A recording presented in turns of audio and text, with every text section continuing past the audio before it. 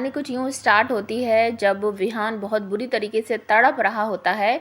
तो गौरी मंदिर में जाकर माता रानी के सामने हाथ जोड़ती है और उनसे एक रास्ता मांगती है, पूछती है कि कुछ ऐसा भेजो, कुछ ऐसा करो जिससे विहान जी की ये जो दुख तकलीफ़ हैं वो दूर हो जाए। वो बहुत बुरी तरह से रो रहे हैं, चीख रहे हैं, चिल्ला रहे हैं। तो वो हाथ जोड़कर इसी तरीके से मंदिर में खड़ी रहती है। तो अचानक से दुपट्टा या माता की चुन्नी जो होती है वो गौरी के ऊपर गिरती है। आकर गौरी उस चुन्नी को उठाकर अपनी आँखों पे बांध लेती है और तुरंत ही पहुंच जाती है विहान के पास। विहान नाराज़ होता है, उसे जाने के लिए कहता है और कहता है मैंने तुम्हें कहा था कि यहाँ मत आना, मुझे इस हालत में मत देखना। गौरी कहती है मैं आपको देखूंगी थोड़ा।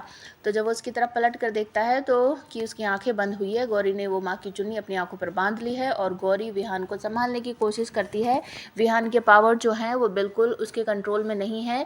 जहाँ वो तहखाने में बंद है वहाँ का सारा सामान हवा में झूल रहा है और गौरी ये सब नहीं देख पाती है क्योंकि उसकी आंखें बंद हैं।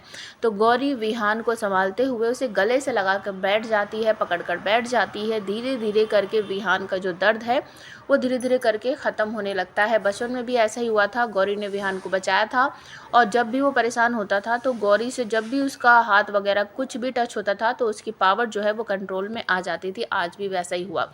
तो सुबह के टाइम जब गौरी की आँख खुलती है उसे दिखता है कि विहान बिल्कुल ठीक है, वो उसकी कुछ आवाज़ नहीं आ रही है। तो वो अपने आँखों पे से चुन्नी हटाती है और गौरी ये देखती है विहान ठीक है तो वहाँ से चली जाती है अपने कमरे में। दूसरी तरफ आपको देखने को मिलेगा कि छोटी चाची जी सबका दरवाज़ा पीटती हुई नज़र आती हैं और सब पूछते हैं कि अचानक से क्या हो गया। तो वो कहती है कि बड़ी जिज्जी आ गई है, मतलब कि विहान की बड़ी ताई जो है वो घर वापस आ गई है। और गौरी उसको देखकर चौंक जाती है। गौरी और विहान नई ताई जी की या बड़ी ताई जी के पैर छूते हैं और ताई जी विहान को कहती है तुम तो नई बहू ले आए और हमें पता भी नहीं चला। और गौरी जो है वो बिल्कुल चौंक जाती है और ताई जी कहती हैं कि नई बहू तो अपनी सी लग रही है मुझे।